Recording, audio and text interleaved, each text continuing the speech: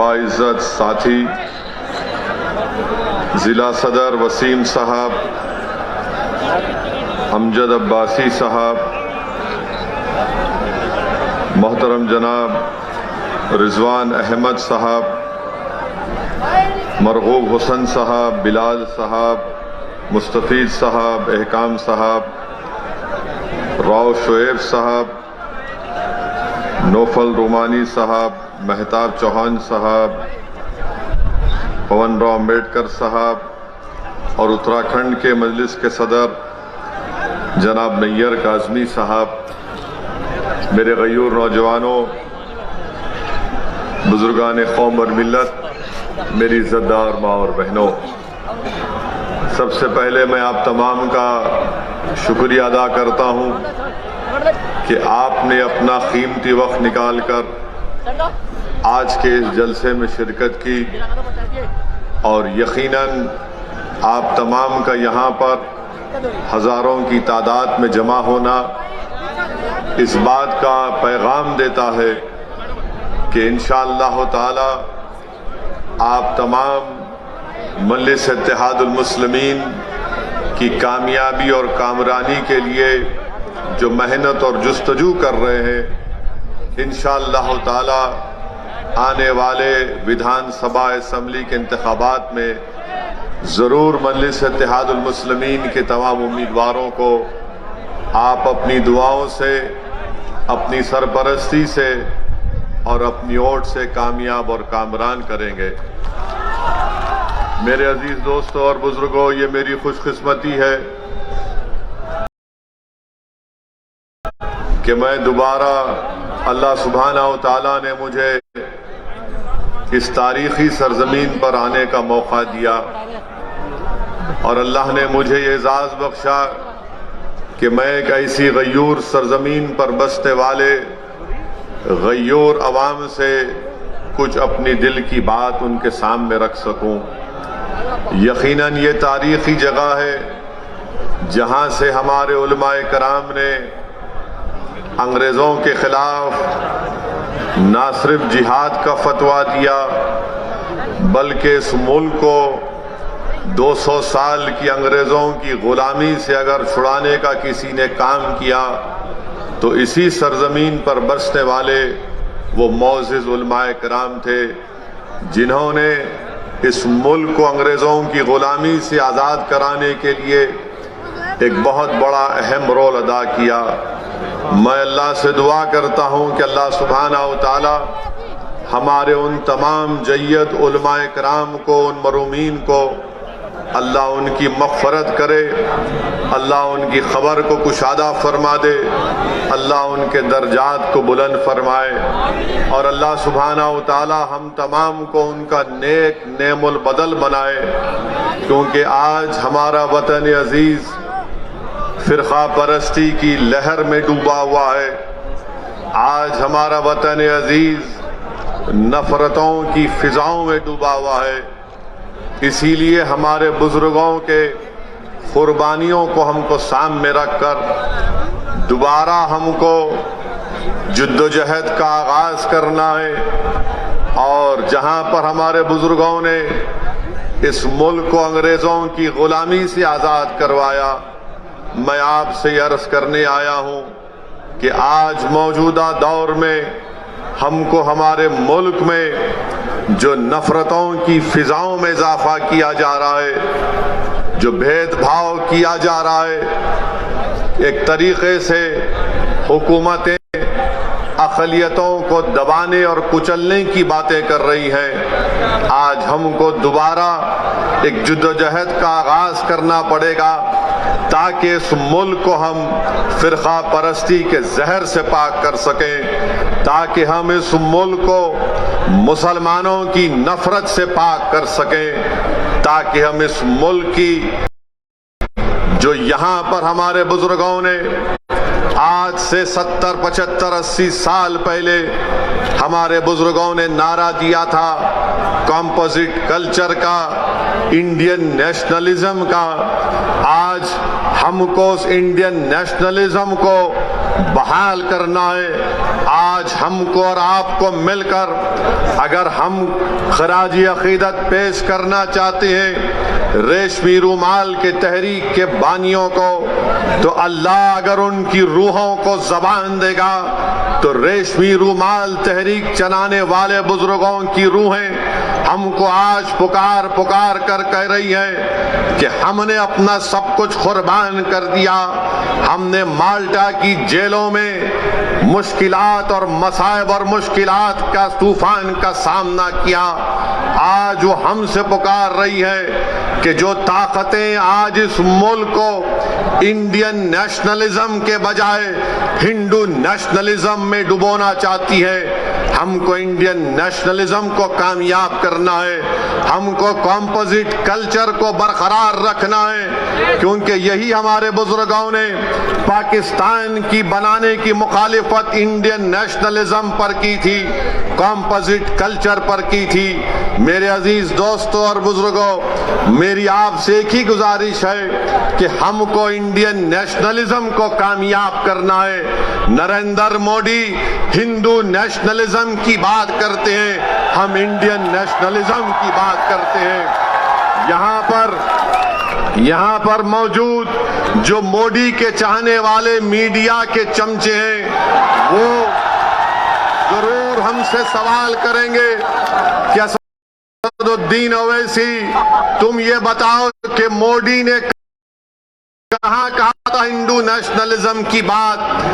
तो मैं उन मीडिया के, उन मोदी के भक्तों से कहना चाह रहा हूं कि आप नरेंद्र मोदी के राइटर्स का इंटरव्यू पढ़ लीजिए उठाकर, जहां पर नरेंद्र मोदी ने इस तरह की बात की थी। हम इंडियन नेशनलिज्म की बात कर रहे हैं, हम इस्लामिक या मुस्लिम नेशनलिज्म की ना कभी बात किए ना कभी करेंगे इंशाअल्लाह ताला। हम कॉम्पोजिट कल्चर की कामयाबी के लिए हमारे बुजुर्गों ने काम किया। यह और बात है कि कांग्रेस पार्टी हो, समाजवादी हो, बहुजन समाज पार्टी हो या पुरानी लोकदल हो, इन्होंने इंडियन नेशनलिज्म को खत्म करने की बात की, मगर आज असदुद्दीन ओवैसी मजलिस-ए-इत्तेहादुल मुस्लिमीन के इस प्लेटफॉर्म से खड़े होकर आप तमाम गयूर लोगों के सामने इस बात को दोहरा रहा है और आपके सामने अहद ले रहा है कि हम इंडियन नेशनलिज्म की बरकरारी के लिए काम करते आए हैं और इंशाअल्लाह ताला उसके ऊपर काम करते रहेंगे। मेरी आपसे एक ही गुजारिश है कि आप मजलिस-ए-इत्तेहादुल मुस्लिमीन का साथ दीजिए। ये सहारनपुर की एक तारीखी सरजमीन है, यहाँ पर चप्पे चप्पे पर हमारे बुजुर्गों की कुर्बानियों की निशानियां हैं। यहाँ पर हमारे बुजुर्गों की मेहनत और जुस्तजू और उनकी मेहनत का रंग आज अब हम देख रहे हैं। मेरे अजीज दोस्तों और बुजुर्गों, इस मुल्क में जो नफरत की फिजाओं में इजाफा कर रहा है, इस मुल्क में जो मुसलमानों से उनकी तबाही और बर्बादी की जो बातें की जा रही हैं, हमको जमहूरी तरीके से उसका मौसर जवाब देना है। मुझे अफसोस इस बात का होता है कि जो लोग आज मुझे फिरका परस्त कहते हैं, जो मेरी पार्टी को फिरका परस्ती का इल्जाम हम पर लगाते हैं, हम इनसे एक ही सवाल करना चाहते हैं। बताओ, उत्तराखंड के हरिद्वार में जो धर्म संसद के नाम पर जो मुसलमानों के खिलाफ बातें की गई, इस पर आप अपनी खामोशी कब तोड़ेंगे? उत्तराखंड में बीजेपी की सरकार है। बताओ अमित शाह, तुम निजाम की बात करते हो, उत्तराखंड में तो आपका निजाम है। आपके निजाम के तहत वहां पर धर्म संसद होता है। पूरी बीजेपी की सरपरस्ती में उत्तराखंड हरिद्वार में धर्म संसद होता है। नरेंद्र मोदी के आशीर्वाद से अमित शाह की तारीख से और योगी की पूरी भरपूर हिमायत से उत्तराखंड में धर्म संसद में इस बात का ऐलान किया जाता है कि जिस तरह म्यांमार में रोहिंग्या मुसलमानों को उनको मुल्क से निकाल दिया गया, उसी तरह भारत के मुसलमानों का हशर करने की बातें की जाती हैं। कहा जाता है कि 20 लाख मुसलमानों का कत्ल कर दिया जाए, मगर आपको जानकर हैरत नहीं होगी, आपको ताज्जुब भी नहीं होगा कि जब मुसलमानों को कत्ल आम की दावत दी जाती है, मुसलमानों को बर्बाद करने की बातें की जाती हैं, तो किसी एक को भी उत्तराखंड की हुकूमत ऐसी बुज़दिल और मुखन्निस हुकूमत है कि इन धर्म संसद में इस तरह की नफरत की बातें करने वालों के खिलाफ एक को भी गिरफ्तार नहीं किया जाता। और जो जहर उगल रहे थे वो उल्टा पुलिस के पास जाकर कुरान करीम अल्लाह के कलाम के ताल्लुक से एफआईआर दर्ज करते हैं और इंस्पेक्टर साहब के सामने हंसते हुए मुस्कुराते हुए बात कर रहे हैं। ये भारत है जिसको आपको समझना है, ये वो भारत नहीं है जिसको हमारे बुजुर्गों ने अंग्रेजों से आजाद करवाया था। ये जो मौजूदा भारत है ये वो भारत नहीं है जिसको सन 57 की जंग आजादी में हमारे बुजुर्गों ने अपने खून से सरजमीन को लाल किया था। अगर हमने इस मुल्क को आजाद किया, इसमें बढ़ चढ़कर हिस्सा लिया, हमने काला पानी की सजा काटी, हमने सावरकर की तरह अंग्रेजों से अपनी जान की भीख नहीं मांगी, तो आज हमारे वतन में हमको धमकियां दी जाती हैं कि तुम्हारा कत्लेआम किया जाएगा, तुमको रोहिंग्या मुसलमानों की तरह तुम्हारा हाल कर दिया जाएगा। अरे कौन सी जमहूरियत की तुम बात कर रहे हो? कौन से संविधान की मोहब्बत में तुम काम कर रहे हो कि एक को भी गिरफ्तार नहीं करते, एक को भी गिरफ्तार नहीं करते? बताओ नरेंद्र मोदी, बताओ अमित शाह, बताओ उत्तराखंड की बीजेपी की सरकार आज तुम्हारी नाक के नीचे खड़े होकर भारत की सबसे बड़ी अक़लियत मुसलमानों से इस तरह की धमकियां दी जा रही हैं और कोई हुकूमत कोई बात नहीं करती। सबसे पहले अगर उत्तराखंड में किसी ने इन जालिमों के खिलाफ अगर कंप्लेन दी तो उसका नाम नैयर काज़मी मजलिस इत्तेहादुल मुस्लिमीन के सदर थे। उन्होंने जाकर पुलिस स्टेशन में कंप्लेन दर्ज कराई। अब नैयर काज़मी मुझसे कह रहे थे कि उत्तराखंड में जगह जगह पर उसके खिलाफ एहतजाज हो रहा है, तो उत्तराखंड की बीजेपी की सरकार नैयर काज़मी के पास अपने लोगों को भिजा कर कहती है कि नैयर काज़मी, अगर तुम एहतजाज को बंद नहीं करोगे तो हम तुमको जेल में डाल देंगे। मैं उत्तराखंड की सरकार से कहना चाह रहा हूं, जेल में डालना है डाल दो, मगर याद रखो तुम हक की आवाज को दबा नहीं सकोगे। अगर आज नैयर काज़मी ने कंप्लेन दी तो भारत के संविधान को बचाने के लिए कंप्लेन दी। अगर आज मजलिस आवाज उठा रही है उत्तराखंड के धर्म संसद में जो जहर अफशानी की गई इसलिए कि भारत को बचाना है, ये भारत जो हमारा देश है, हमारा वतन अजीज है, इस भारत का कोई मजहब नहीं है। ये भारत ना हिंदुओं का है, ना मुसलमानों का है, ना ईसाइयों का है, ना सिखों का है। ये भारत किसी का भी नहीं है, ये भारत सबका है, चाहे वो खुदा को मानता हो या ना मानता हो। ये भारत की खूबसूरती है।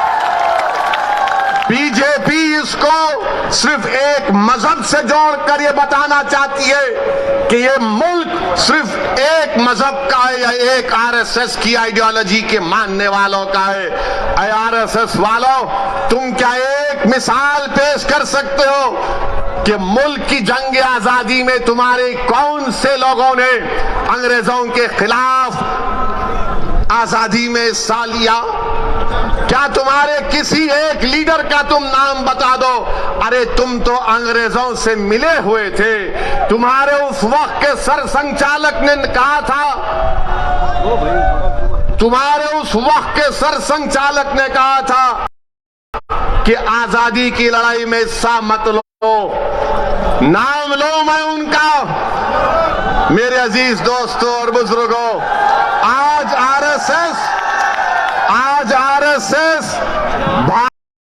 भारत के मुसलमानों को देशभक्ति सिखा रही है। जब जरूरत थी अंग्रेजों के खिलाफ लड़ने की तो आप तो खामोश बैठे हुए थे। जब जरूरत थी जेल को जाने की तो आप अपने घर में बैठे हुए थे।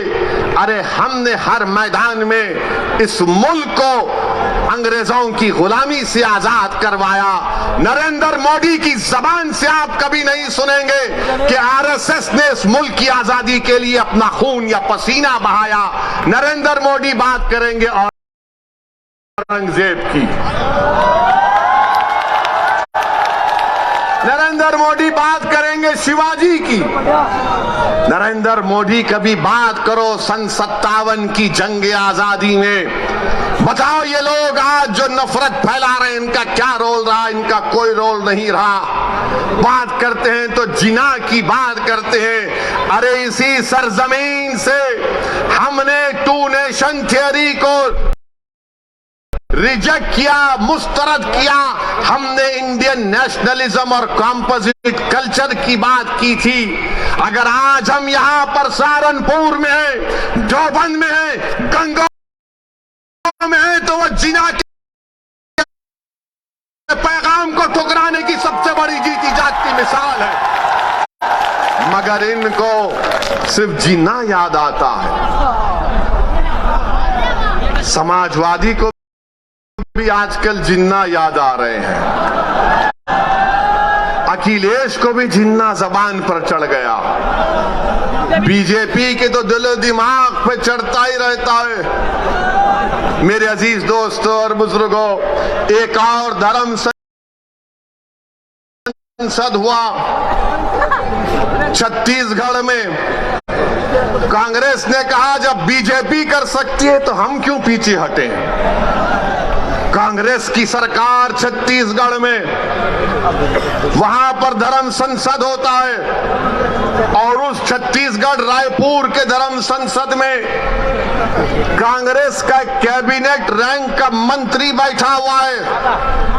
बीजेपी के बड़े बड़े नेता बैठे हुए हैं और उसमें से एक महाशय ने महात्मा गांधी को गाली दे दी, गोडसे की तारीफ कर दी और साथ में मुसलमानों के खिलाफ जहर बका।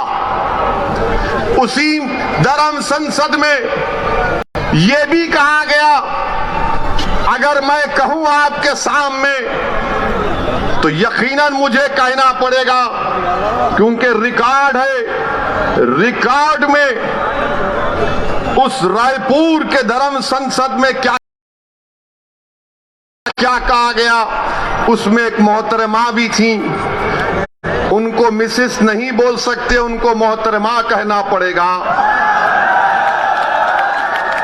मैडम ने कहा, जोर नहीं दे रहे यार। मैडम ने कहा कि मैडम ने कहा कि धर्म संसद इसीलिए हम कर रहे हैं क्योंकि बच्चियां 18 साल की उम्र में दूसरी जात के लोगों के साथ भाग जाती है। मैडम आपको कैसे मालूम भाग जाती है? और फिर मैडम ने कहा कि धर्म संसद इसलिए कर रहे हैं, हमारे दलित भाइयों से कह रहा हूं, हमारे पिछड़े समाज के हमारे हिंदू भाइयों से कह रहा हूं। वो कह रही हैं कि इस मुल्क में रिजर्वेशन को खत्म कर देना चाहिए। ये मैडम ने कहा। एक ने कहा अगर इंसानियत को बचाना है, ये रामदास इनका नाम है, बच जाइए। रामदास ने कहा कि अगर इंसानियत को बचाना है तो मुसलमानों को खत्म कर दो। अगर वो बात असदुद्दीन ओवैसी आज उसका 5% भी कहता तो जितने मंच पर लोग बैठे 2 घंटे में पूरे थानेदार हमको लेके चले जाते, अपना दामाद बना लेते जेल में। रामदास कह रहे हैं कि इंसानियत को बचाना है तो मुसलमानों को खत्म कर दो, और एक मोहतरम कह रहे हैं कि हमको हिंदू राष्ट्र बनाना है। ये कांग्रेस की सरकार है, कांग्रेस बीजेपी दोनों बैठे हुए हैं, मगर केस किस पर बुक हुआ? वो आदमी पर बुक हुआ जिसने गांधी को गाली दी थी। क्या गांधी भारत के मुसलमानों से बड़ा है? मेरा मानना यह है कि गांधी भी बराबर है, भारत का हर नागरिक बराबर है। अगर गांधी को गाली दी गई और मुसलमान को गाली दी गई तो दोनों पर केस बुक होना चाहिए। मगर अब कल शाम से देखेंगे हमारे मीडिया के दोस्त जिनके चहीते हम ससुरे हैं, इनके पप्पा मोदी हैं, चलाएंगे ओवैसी ने गांधी को बोल दिया। हम ये पूछ रहे हैं कि गांधी को गाली देने पर मुकदमा अगर हो सकता है तो मुसलमान को खत्म करने का मुकदमा क्यों नहीं होगा? तुमको अगर गांधी से मोहब्बत है तो भारत के मुसलमानों से ही मोहब्बत रखो, क्योंकि गांधी ने भूख हड़ताल की थी पार्टीशन के वक्त, जब मुसलमानों को काटा जा रहा था फसादात में। 1 दिन नहीं, 2 दिन नहीं, गांधी ने कई दिन भूख हड़ताल की, और इस शर्त पर अपनी भूख हड़ताल को गांधी ने खत्म किया था कि मुसलमानों की जान और माल की हिफाजत करनी चाहिए। कुतुबुद्दीन बख्तियार काकी के आस्थाने को जला दिया गया था, गांधी ने कहा कि उसको बनाना पड़ेगा तब मैं भूख हड़ताल खत्म करूंगा। अरे गांधी से मोहब्बत है तो मुसलमानों से नफरत क्यों है? तुमको बताओ हमको। मेरे अजीज दोस्तों और बुजुर्गों, ये बात को आपके सामने इसलिए बयान कर रहा हूं ताकि ये जो रात अंधेरी है, मैं पिछले 5 साल से कह रहा हूं, मेरी तकारीर उठा कर देख लो कि अंधेरी रात लंबी रहने वाली है। ये अंधेरी रात लंबी रहने वाली है, याद रखो मेरी इस बात को। हाँ, इस अंधेरी रात में सेकुलर जहन रखने वाले हमारे हिंदू भाई आज भी हैं, जो अंधेरी रात में जुगनू की तरह चमक कर कुछ उम्मीद की शमा जलाए बैठे हैं। मगर याद रखो ये अंधेरी रात है जो नफरत फैला रहे हैं, ये भारत के दुश्मन है जो मुसलमानों को खत्म करने की बात कर रहे हैं। ये भारत के दुश्मन है, ये भारत के संविधान के दुश्मन है, ये अंबेडकर के दुश्मन है, ये गांधी के दुश्मन है, ये मौलाना अबुल कलाम आजाद के दुश्मन है, ये मुजाहिदीन आजादी के दुश्मन है। मेरे अजीज दोस्तों और बुजुर्गों, अभी जनाब शौकत अली साहब ने जिक्र किया अपनी तकरीर में कि किसी ने कहा कि असदुद्दीन ओवैसी की गर्दन को काट देंगे। मेरी गर्दन की फिक्र मत करो, मेरी गर्दन की फिक्र मत करो।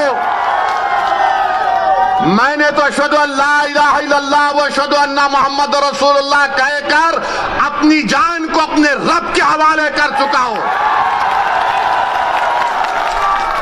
जन्नत के एवज में इंशाअल्लाह ताला अपनी जान को अपने रब के हवाले कर चुका हूं। वो मुझे खून के लुथड़े से बनाया है, जब वक्त आएगा चले जाएंगे।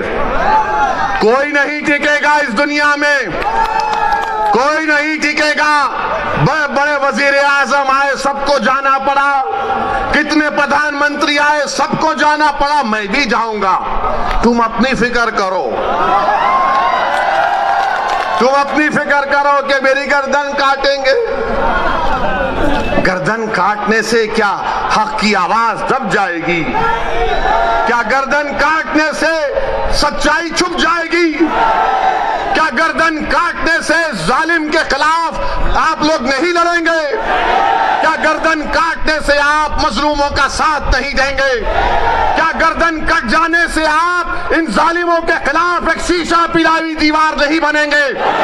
आपको बनना है। और मैं इन लोगों से कह रहा हूं कि ये जान से मारने की धमकी मुझे मत दो।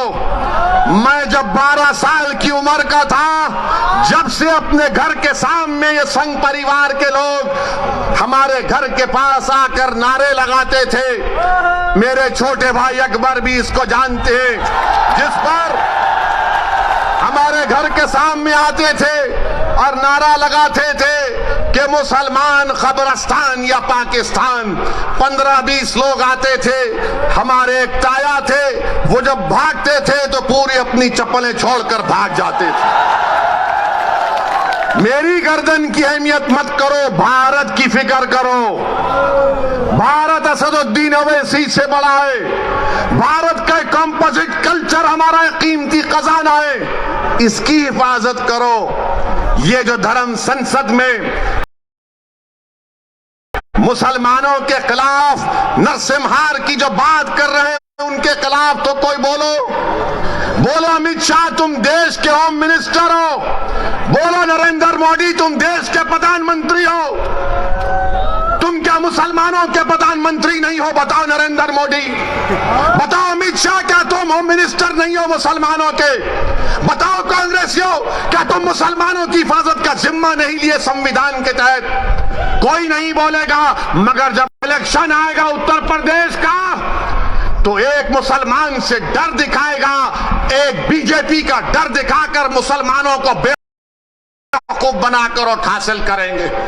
मेरे अजीज दोस्तों और बुजुर्गों, मेरी आपसे गुजारिश है कि आज मजलिस हिस्सेदारी की बात कर रही है।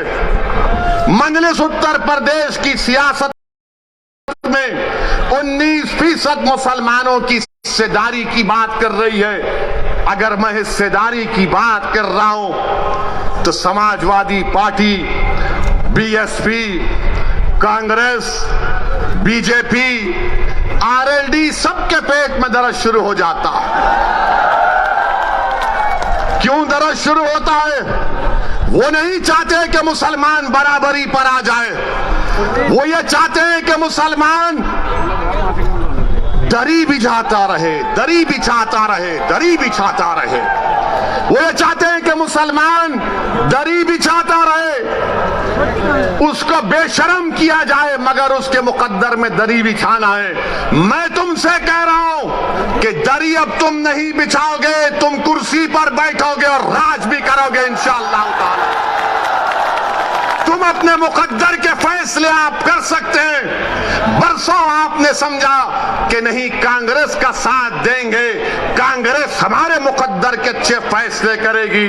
कांग्रेस ने क्या दिया हमको? शहादत बाबरी मस्जिद, हाशिमपुरा, मलियाना दिया। तो कभी हमने समाजवादी का साथ दिया, कहा कि मौलाना मुलायम है, मगर मौलाना तो नहीं निकले, अपने यादव परिवार को आगे बढ़ा दिया। तो कभी आपने कहा कि चलो इनके बेटे का साथ देते हैं, तो हमको क्या मिला? मुजफ्फरनगर मिला। फिर आपने बीएसपी का साथ दिया, कौन सा हिस्सा मिला आपको? कौन सा हिस्सा मिला आपको? सबसे ज्यादा जेल में उत्तर प्रदेश में अगर अंडर ट्रायल कोई है तो मुसलमान है 28%। सबसे ज्यादा कम ग्रेजुएट है तो मुसलमान है 2%। सबसे ज्यादा प्राइमरी स्कूल में कम पढ़ने वाले बच्चे हैं तो मुसलमान है। बताओ ये कब खत्म होगा? यही चीजें जब हम पढ़ते हैं तो मेरी जबान में तेजाबगी पैदा हो जाती है।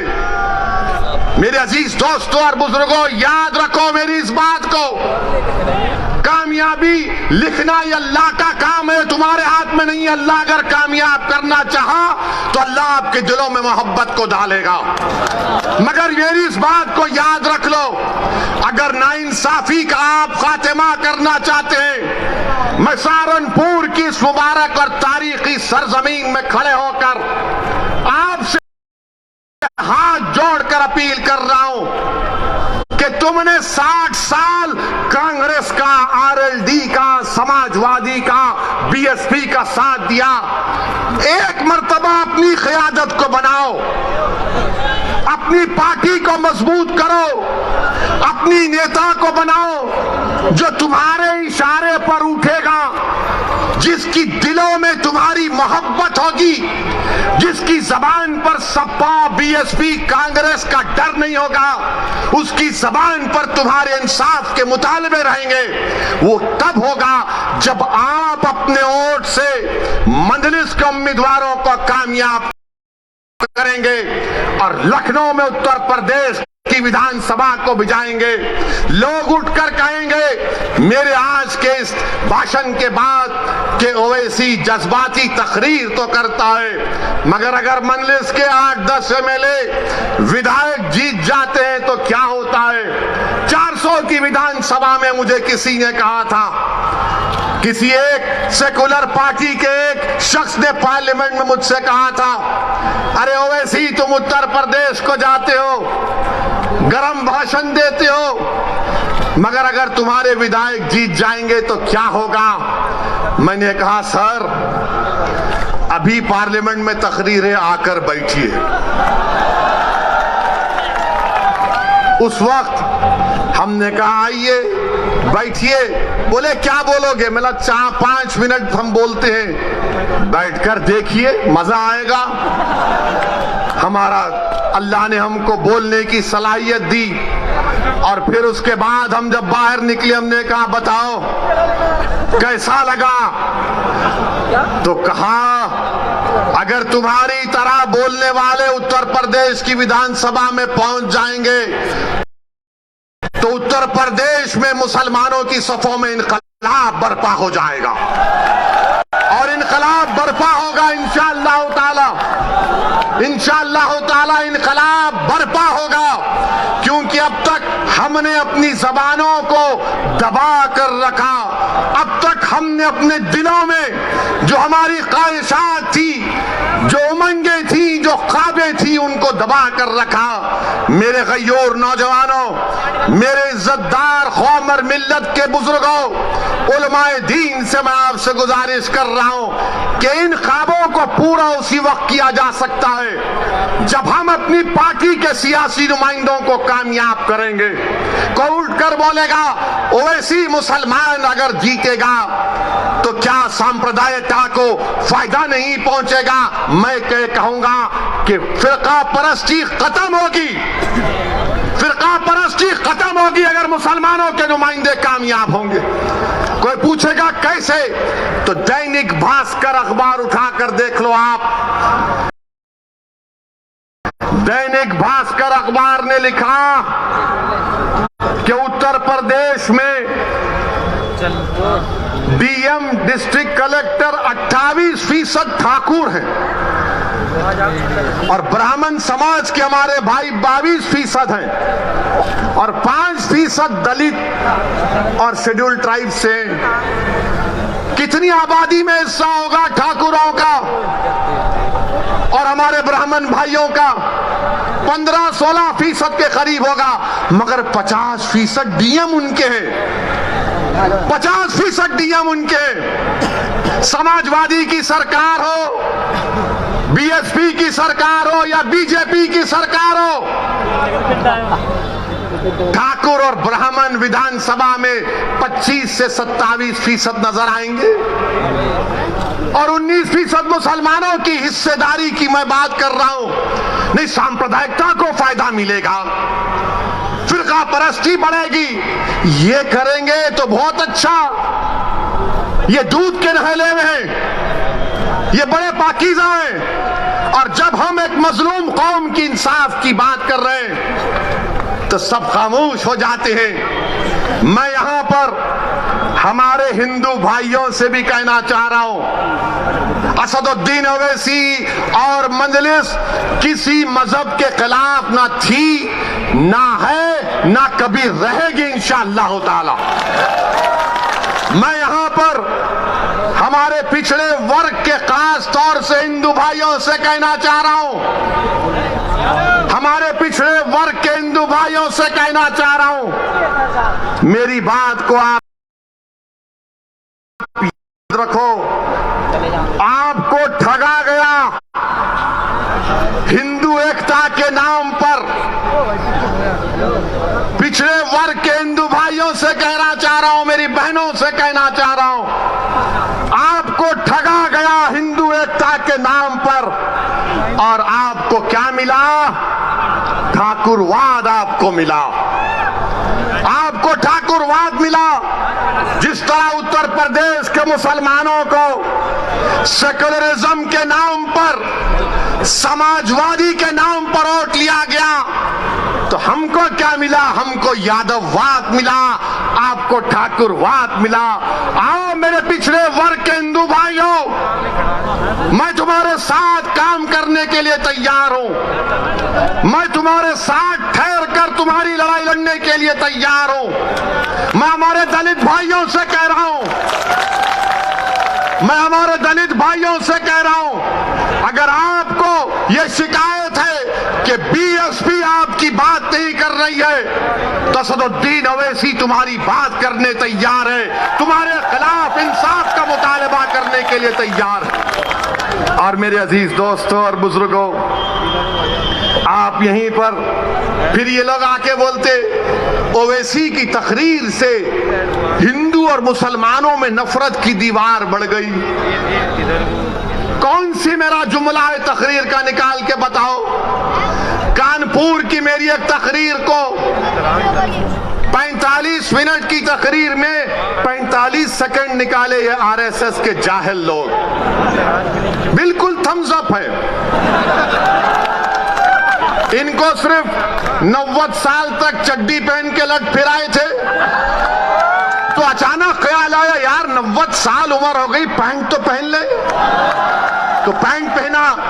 तो क्या हमने क्या कहा था कानपुर में? एक 80 साल के मुसलमान को वहां की मुकामी पुलिस ने, और देने वाला एक दलित पुलिस का ऑफिसर था, जिसने कागज पर लिखकर कहा कि बोलो वैसी तुम्हारे समाज से इस तरह का सलूक किया गया था। मैं अपने उस दलित ऑफिसर को सलाम करता हूं। उसने कहा कि 80 साल के मुसलमान की पुलिस ने दाढ़ी लोची, उसको पीटा और उस पर पेशाब किया, तो मैं बोला उसके खिलाफ। तो आरएसएस ने यह कह दिया कि ओवैसी ने हिंदुओं के खिलाफ कहा। मगर जब हमने पूरा 2 मिनट का वीडियो डाला, तो पूरे अपने बगलों में अपने चप्पल को रखकर भागना शुरू कर दिया। और अभी हम सुने कि बड़ा विकास उत्तर प्रदेश में हुआ। बाबा थकते नहीं हैं, मोदी थकते नहीं हैं, अमित शाह थकते नहीं हैं। हम बाबा से, योगी से, मोदी से पूछना चाहते हैं, 29 दिसंबर को सहारनपुर में आंख के कैटरैक्ट का ऑपरेशन हुआ था, जिसमें से 27 लोगों की बीनाई चले गई। बताओ योगी आदित्यनाथ, ये आपकी सरकार में आंख का ऑपरेशन हुआ कैटरैक्ट का, सबकी बीनाई चले गई 27 लोगों की। तो अमित शाह बोलेंगे निजाम, एन से नसीमुद्दीन कह दिया, आई से इमरान कह दिया, जेडे से आजम खान कह दिया, और एम से बहरहाल कुछ कहा, हाँ उनका नाम कह दिया। अब ये अमित शाह को बड़ी मोहब्बत हो गई उर्दू से, उर्दू से बड़ी मोहब्बत हो गई अमित शाह आपको, आपका निजाम। अरे हम तो ये तय करे हैं कि उत्तर प्रदेश के हाकिम वक्त को बदलेंगे इंशाअल्लाह ताला। उत्तर प्रदेश के हाकिम वक्त को बदलेंगे। और नरेंद्र मोदी, हम आपसे कह रहे हैं कि नरेंद्र मोदी के 3 यार हैं। नरेंद्र मोदी के 3 यार हैं। हमारे साथ बोलिए, एक ड्रामा, दूसरा फसाद, तीसरा अत्याचार। नरेंद्र मोदी के 3 यार, ड्रामा, फसाद, अत्याचार। अब अमित शाह का जवाब देना है। हम किसी का कर्जा बाकी नहीं रखते। अब नसीमुद्दीन का नाम लिए कांग्रेस पार्टी तो नहीं बोलेगी। बोलेंगे नसीम का नाम लेंगे तो हमारे वोट नहीं मिलेंगे। कांग्रेस इमरान का नाम नहीं लेगी, बोलेंगे हमारा क्या होगा। समाजवादी आजम का नाम नहीं लेगी। मगर हम योगी और अमित शाह से कहना चाह रहे हैं, उत्तर प्रदेश में अगर योगी राज है, योगी राज है ना, तो राज अंग्रेजी में आता है RAJ, होता है ना, RAJ। तो R से क्या आता है? रिश्वत। A से क्या आता है? अपराध या फिर आतंक। और J से क्या आता है? जातिवाद। अमित शाह आपका कर्जा अदा हो गया। योगी राज में R से रिश्वत, A से अपराध, J से जातिवाद। अब बताओ, अब आप दूसरा बोलो, फिर इसका जवाब मिलेगा। समाजवादी के अखिलेश नहीं बोलेंगे। अखिलेश बोलेंगे हमने रोड बनाए। कुछ हुआ तो अखिलेश बोलेंगे मैं तो उसका उद्घाटन कर चुका था। कोई जवाब नहीं देंगे भैया। यकीनन अखिलेश उद्घाटन किया, तुमने मुजफ्फरनगर का किया और योगी की सरकार ने एनकाउंटर पर उसका खात्मा किया। तुमने किया था ये सब। तुमने जो कुछ शुरू किया उसको बीजेपी ने मुकम्मल किया। आज मेरे अजीज दोस्तों और बुजुर्गों, यही बात हम आपसे कहने आए हैं कि आज ये बेहद विधानसभा में पीने के पानी की किल्लत है, बहुत पानी की पीने की किल्लत है। सहारनपुर कमिश्नरेट है, बस डिपो नहीं है, नालियों की सफाई नहीं होती, बरसात में पानी आ जाता है। मगर बाबा विकास की बात करते हैं, बाबा विकास की बात करते हैं। मेरे अजीज दोस्तों और बुजुर्गों, हम आपसे यही अपील करने आए हैं कि आने वाले विधानसभा और असेंबली के इंतखाबात में मजलिस का साथ दीजिए। मैंने ये फैसला किया और फिर कह रहा हूं, हमने ये कहा कि हम कांग्रेस और बीजेपी को छोड़कर किसी से भी अलायंस करने के लिए तैयार हैं। तो सुनिए, तो एबीपी के चैनल पर एक मशहूर जर्नलिस्ट है पंकज साहब ने अखिलेश से पूछा कि आप ओवैसी से समझौता क्यों नहीं कर लेते। तो अखिलेश ने जवाब दिया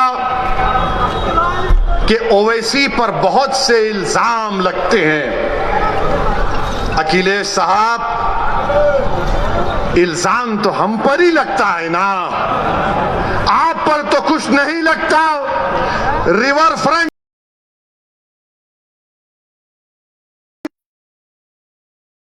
इल्जाम नहीं, लखनऊ से कानपुर रोड आप बनाए, आप पर कोई इल्जाम नहीं। आपने सब कुछ किया, आपके 10-10 उंगलियां घी में थी, मगर आजम पर इल्जाम लगा बकरी चोरी का और भैंस चोरी का। ये इल्जाम सिर्फ हम पर लगता है। ये 60 साल से हम पर इल्जाम लग रहा है, कभी आतंकवाद का, कभी फिरका परस्ती का, कभी पुलिस को मारने का, तो कभी किसी और इल्जाम का। अखिलेश यादव साहब, इल्जाम तो भारत के मुसलमानों के मुकद्दर का हिस्सा बन चुका है। अब हम इल्जामात की फिक्र नहीं करेंगे। सुन लो अखिलेश यादव, मुझे तुमसे कोई सर्टिफिकेट की जरूरत नहीं है। मैं इस जनता के दरमियान में जाकर अपनी दिल की बात करूंगा और उनके दिल को जीतूंगा और इनके वोट का मुतालबा करूंगा। तुम क्या दोगे? तुम 11% यादव हो, हम 19% मुसलमान हैं। अगर तुम मुख्यमंत्री बने और जनाब मुलायम सिंह बने तो मुसलमानों के वोट की खैरात से बने। तुम याद रखो इस बात को। हम पर इल्जाम, अरे हमारे पे कुछ इल्जाम लगा, हमारी तारीख गवाह है, हमारी नबी की सीरत की किताबें पुकार पुकार कर कह रही हैं कि जिस पर इल्जाम लगता है अल्लाह उसको कामयाब करता और करेगा इंशाअल्लाह ताला। इल्जाम है, कोई बात नहीं है, मगर याद रखो, चुनाव के बाद बच्चों की तरह नहीं रोना। चुनाव के बाद बच्चों की तरह सिसक सिसक कर नहीं रोना। हम तो रोते हैं अपने रब के सामने हाथ उठाकर। हम इन जालिमों के सामने अपनी बेबसी का इजहार नहीं करते, हम रब्बे कायनात के सामने अपनी बेबसी का इजहार करते हैं, क्योंकि वो गफूर रहीम है, वो सत्तार है, वो गफ्फार है, वो लतीफ है और अल्लाह हमको कामयाब और कामरान करेगा। मेरे बस में इतना है, शौकत के बस में इतना है, महताब और हमारे अंबेडकर साहब की ताकत में बस इतना है कि हम आपके पास जाकर अपनी बात को पूरी इखलास के साथ रख रहे हैं। दिलों में मोहब्बत डालने वाले का काम तो अल्लाह का है, दिलों को मोड़ने का काम तो अल्लाह का है। मैं तो बार बार कह रहा हूं कि अपने दिल पर हाथ रखकर मैंने आज आधे घंटे 40 मिनट में जो कुछ कहा, सोचो आप। अपने घर को जाओ, रात के अंधेरे में अगर तुम उठते हो तो सोचो इस बात को, कब तक हम सिस्कियां लेकर, कब तक हम इस गैर यकीनी कैफियत में अपनी जिंदगी को गुजारेंगे। भारत की जमहूरियत, अंबेडकर का बना हुआ संविधान हमको इस बात की इजाजत देता है कि हम सियासत में अपने नेता को अपनी हिस्सेदारी की बात करें, हिस्सेदारी के हिस्सा लें और अपनी क़यादत को, सियासी लीडरशिप को बनाएं। इससे भारत मजबूत होगा, इससे भारत का संविधान मजबूत होगा। यही चंद गुजारिशात मैं आज तक कहने के लिए आया हूं। आपसे सिर्फ गुजारिश करूंगा कि अगर आप मेरी जबान में इन आने वाले बच्चों से ना कह दे जो कल बूढ़े हो जाएंगे कि तुमको तुम्हारा हिस्सा नहीं मिला। हिस्सा उसी वक्त मिलेगा जब आप उठ खड़े होंगे, सियासी क़यादत बनाएंगे, अपने वोट से अपनी पार्टी को कामयाब करेंगे। जिस तरह ठाकुरों ने योगी को मान लिया, जिस तरह पिछड़ा वर्ग ने मोदी को अपना लिया, जिस तरह दलितों ने आज बहन जी और चंद्रशेखर आजाद को अपना नेता मानते हैं। आओ मुसलमानों, तुम मुझे नहीं तो खुद नेता बन जाओ, मैं तुम्हारे साथ ठहरने के लिए तैयार हूं। अस्सलाम वालेकुम व रहमतुल्लाहि व बरकातुहू।